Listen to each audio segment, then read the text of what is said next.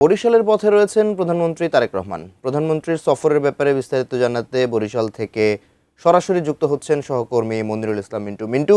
প্রধানমন্ত্রীর এই সফরকে কেন্দ্র করে সেখানকার সার্বিক প্রস্তুতি কেমন দেখতে পাচ্ছেন, নিরাপত্তা ব্যবস্থা কেমন দেখতে পাচ্ছেন এবং কয়টা নাগাদ আসলে সেখানে প্রধানমন্ত্রী পৌঁছাবেন সে ব্যাপারে আপনার কাছে কোনো তথ্য আছে কিনা জানাবেন।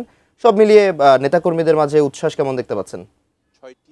ছয়টি জেলার মানুষই আসলে দারুণভাবে উজ্জীবিত এবং এই যে বরিশালে তিনি সফর করছেন, কিন্তু পাশাপাশি পটুয়াখালী, সেই সঙ্গে আহ, ঝালকাঠি থেকে শুরু করে ভোলা সব এলাকারই আসলে উন্নয়ন তারা প্রত্যাশা করছেন। বিশেষ করে যেটি বলছিলেন যে এই যে ভাঙা থেকে কুয়াকাটা পর্যন্ত যে 6 লেনে উন্নতিকরণ, সেটি কিন্তু আসলে এই এলাকার মানুষের আসলে প্রধান দাবিতে রয়েছে। এবং এর পাশাপাশি রয়েছে যে কুয়াকাটার যে পর্যটন কেন্দ্র সেটির উন্নয়ন এবং সেই সঙ্গে ভোলা বরিশালের মধ্যে একটি সেতু নির্মাণের দাবি রয়েছে, বিশেষায়িত একটি হাসপাতালের দাবি রয়েছে।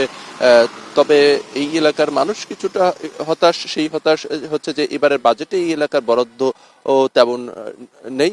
তো সেক্ষেত্রে এই প্রধানমন্ত্রীর যে সফর, সেই সফরকে কেন্দ্র করে তারা নতুনভাবে আবারও উজ্জীবিত এবং উন্নয়নের যে স্বপ্ন, সেই স্বপ্ন দেখছেন। এবং সেক্ষেত্রে তারা প্রত্যাশা করছেন যে আজকে যে প্রধানমন্ত্রীর যে কর্মসূচি, সেই কর্মসূচিতে তিনি যদিও এখানে খাল, নতুন করে যে খাল পুনঃখনন করা হয়েছে, সেই শরিকল বাটাজোর খাল, সেই খালের পাশে বৃক্ষরোপণ কর্মসূচির উদ্বোধন করবেন। এবং এর পাশাপাশি আমরা যে জায়গাটি রয়েছে বাটাজোরে, এখানে তিনি ফ্যামিলি কার্ড বিতরণ কর্মসূচির সেটি উদ্বোধন করবেন। এবং সেই জন্য গত কদিন ধরেই বরিশালের এই গৌরনদী এবং সেই সঙ্গে বরিশাল শহরের যে কর্মসূচির স্থানগুলো রয়েছে, সেখানে এখানকার যে সংসদ সদস্য, মন্ত্রী থেকে শুরু করে স্থানীয় নেতৃবৃন্দ দফায় দফায় বৈঠক করেছেন। আপনি আজকেও কিন্তু সকাল থেকেই এই বরিশালে বিভিন্ন এলাকাতে বৃষ্টিপাত হচ্ছে। ফলে এই বৈরী আবহাওয়ার মধ্যে প্রধানমন্ত্রীর যে সফর, সেই সফরকে সফল করার জন্য সব ধরনের যে প্রস্তুতি, সেই প্রস্তুতি সম্পন্ন হয়েছে। এবং যে কথা বলছিলাম যে এই ধান, নদী, খাল, এই তিনে বরিশাল। তবে বরিশালের মানুষ শুধু বরিশালের নিজ জেলার উন্নয়নই তারা প্রত্যাশা করছেন না, বরং এই বরিশাল বিভাগে যে 6টি জেলা রয়েছে, সেই 6টি জেলারই উন্নয়ন প্রত্যাশা করছেন। এবং আপনি জানেন যে আজকে প্রধানমন্ত্রী সকাল 6:30টার দিকে ঢাকার যে বাসা থেকে বের হয়ে বরিশালের উদ্দেশ্যে রওনা হন। এবং পথের মধ্যে বিভিন্ন জায়গাতেই বিএনপির নেতাকর্মীরা তাকে স্বাগত জানাচ্ছেন।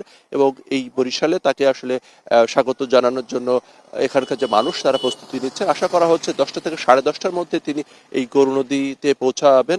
এবং এরপরে তিনি সর্বপ্রথম শরিকল বাটাজোর যে নতুন করে পুনঃখনন করা হচ্ছে, সেই খাল পাড়ে তিনি বৃক্ষরোপণ কর্মসূচি উদ্বোধন করবেন এবং এরপরে এই বাটাজোরের এই স্থানটিতে আসবেন।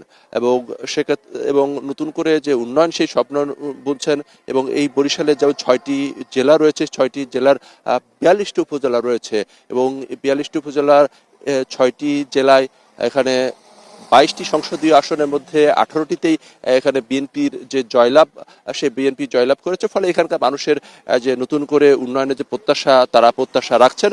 তো এই ছিল বলতে গেলে এখনকার মতো বরিশাল থেকে সর্বশেষ অবস্থা। হয়তো 10টা থেকে 10:30টার মধ্যে গৌরনদীতে তিনি পৌঁছাবেন এবং এরপরে এখানকার গৌরনদীর কর্মসূচি শেষ করে তিনি যাবেন বরিশাল শহরে।